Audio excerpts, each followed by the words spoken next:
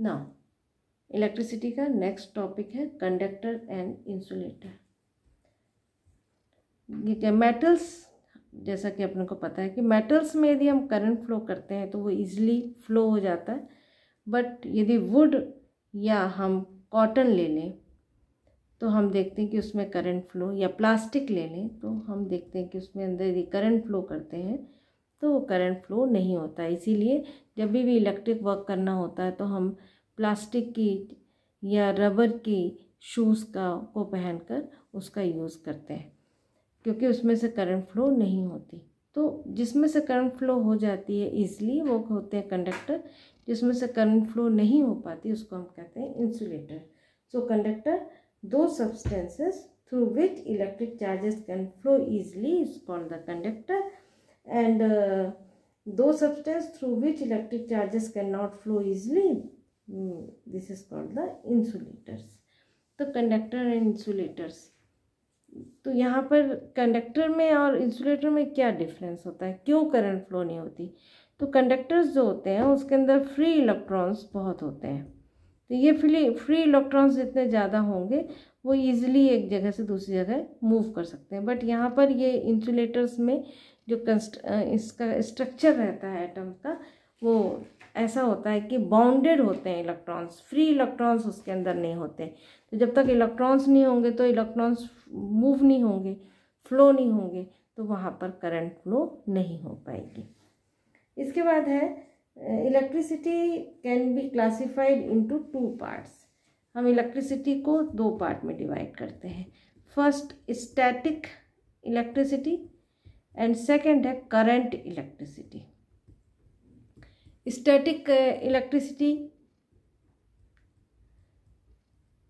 जिसमें electric charge remain at rest, जहाँ पर इलेक्ट्रिक चार्जेस रेस्ट पोजीशन पे होते हैं, वो होती है स्टैटिक इलेक्ट्रिसिटी। जैसे कि सिल्क क्लॉथ, जब अपन ने सिल्क क्लॉथ को और ग्लास रॉड को रब कर दिया था तो वो दोनों के अंदर चार्ज तो था।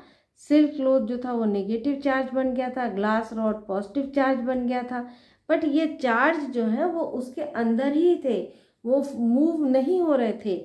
उस समय इस चार्जेस के बीच में क्या क्या फोर्स लग रहा है और वो क्या कर रहे हैं, ये सब यदि हम स्टडी कर रहे हैं, चार्जेस रेस्ट पोजीशन पे रहते हुए कैसे एक्टिव हैं, वो सब पढ़ेंगे, तो वो सब आएगा इस स्टैटिक इलेक्ट्रिसिटी में। लेकिन यदि इसी सिल्क क्लॉथ और ग्लास रॉड के बीच में एक वायर को कनेक्ट कर दें तो ये क्या होगा, जो इलेक्ट्रॉन्स हैं वो नेगेटिव चार्ज पार्टिकल से पॉजिटिव चार्ज पार्टिकल की ओर मूव होने लग जाएंगे। तो यहाँ पर हमने वायर जोड़ दी तो ये क्या हुआ, इलेक्ट्रॉन मूव होने लग गए, एक बॉडी से दूसरी बॉडी में जाने लग गए थ्रू वायर, तो ये कहलाएगा करंट। इसमें जो कुछ भी हम पढ़ेंगे इससे रिलेटेड वो कहलाएगा करंट इलेक्ट्रिसिटी।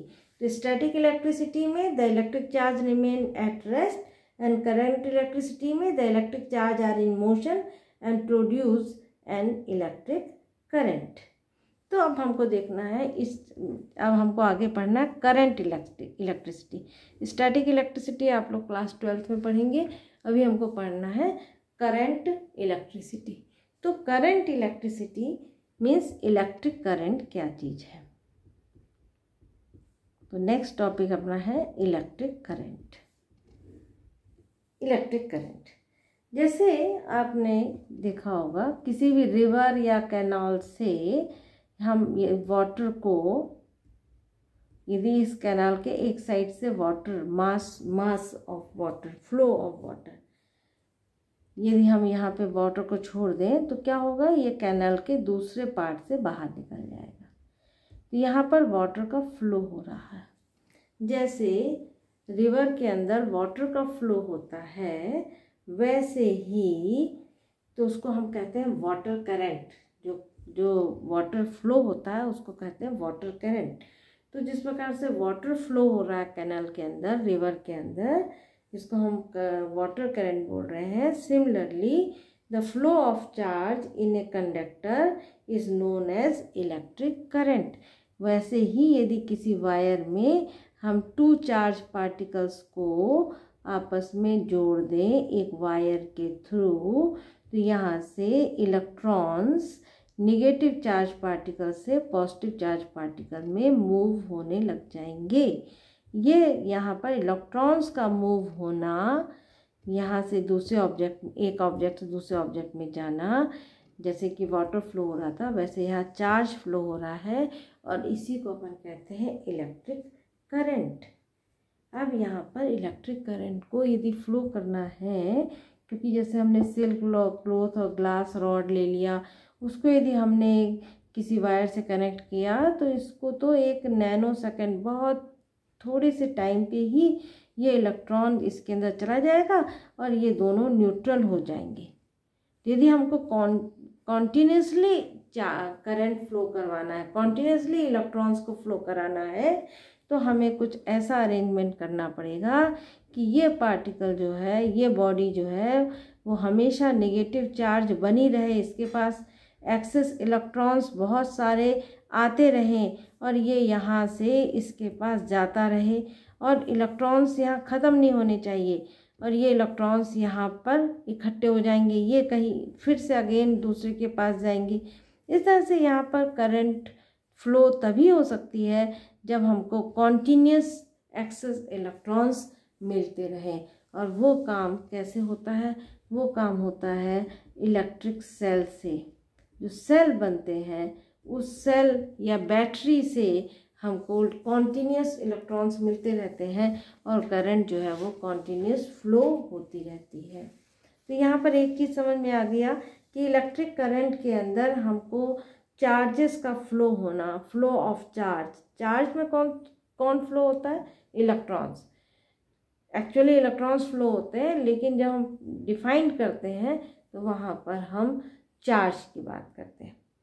तो यहाँ पर इलेक्ट्रिक करंट के अंदर ये तो समझ में आ गया कि चार्ज का फ्लो होना ही इलेक्ट्रिक करंट है, बट इसके टाइम के साथ उसको बाउंड कर देते हैं।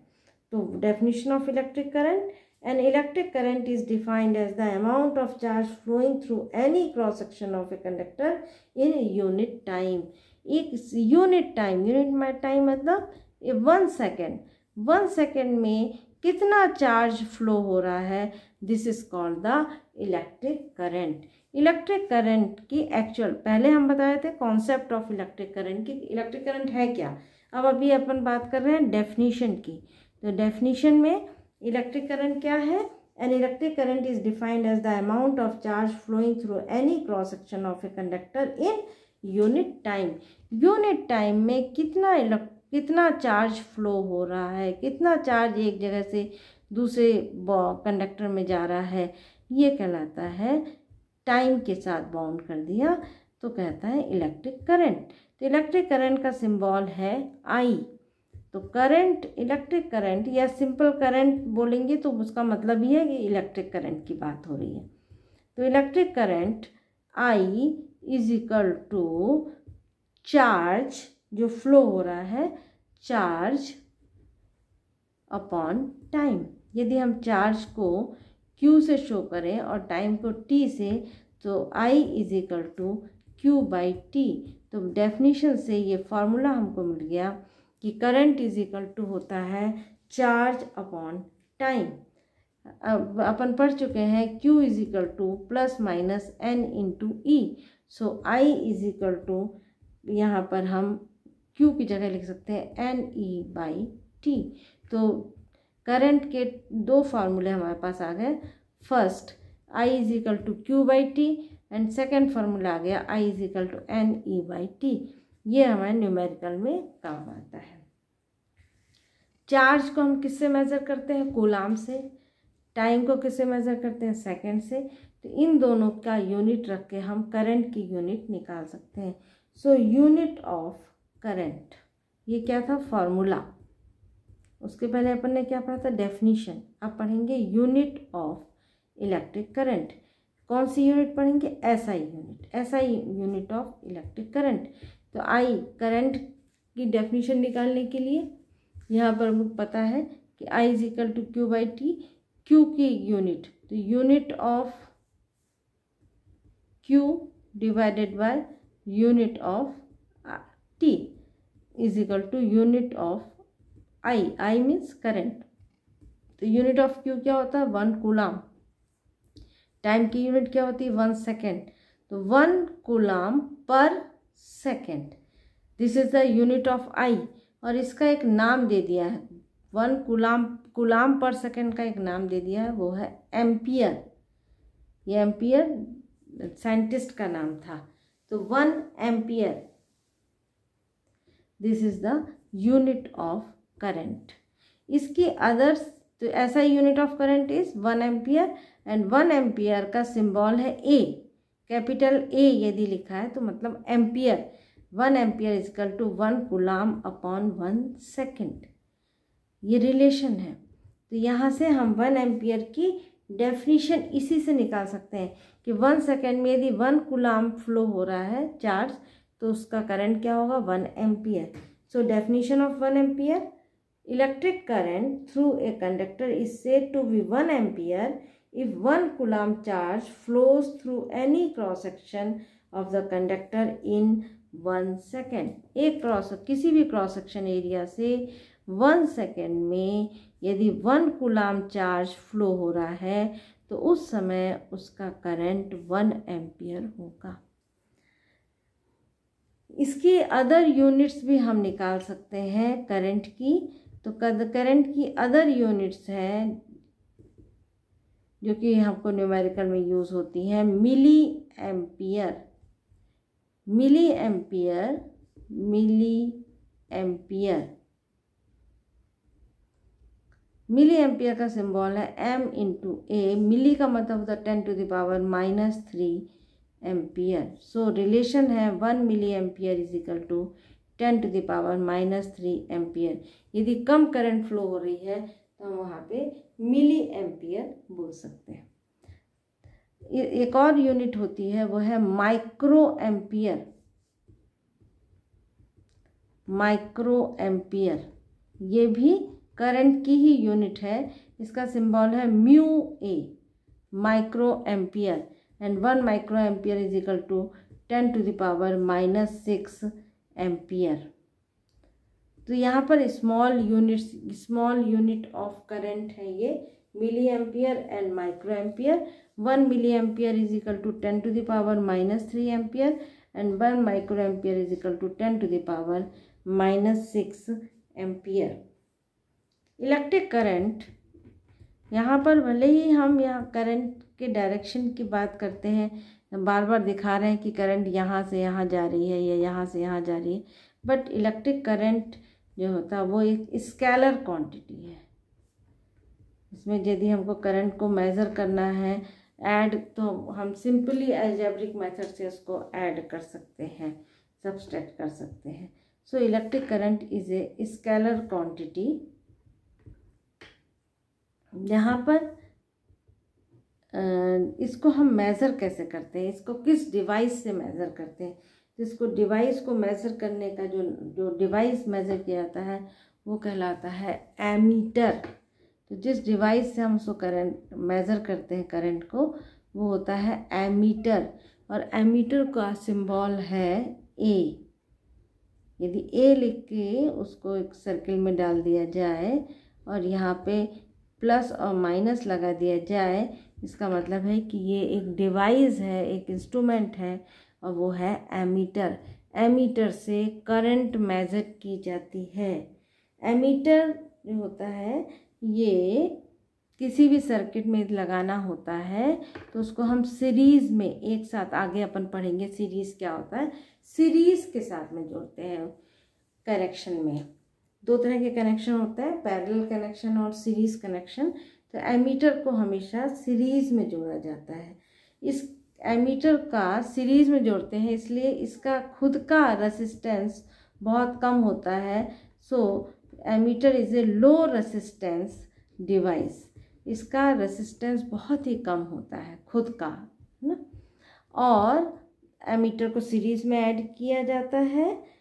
और ये यदि हमको कम करंट फ्लो करनी है, मिली एम्पियर में करंट फ्लो करनी है तो उसके लिए मिली एमीटर यूज़ करते हैं। तो यहाँ पर ये सिंबल मिली एमीटर का हो जाता है। यदि ऐसे बना दिया इसका मतलब है ये मिली एमीटर बनाना है तो ये इस प्रकार से बना दिया तो ये मिली एमीटर हो जाएगा। यदि हमने म्यू लगा दिया तो ये माइक्रो एमीटर हो जाएगा। तो ये सिंबल है मिली एमीटर, माइक्रो एमीटर। यदि करंट जो है बहुत ही कम फ्लो हो रही है, माइक्रो में करंट फ्लो हो रही है तो हम उसके लिए माइक्रो एमीटर यूज़ करेंगे। यदि मिली एम्पियर करंट फ्लो हो रही है तो उसके लिए हम मिली एमीटर यूज़ करेंगे डिवाइस। तो ये होते हैं डिवाइस इलेक्ट्रिक करंट को मेज़र करने के।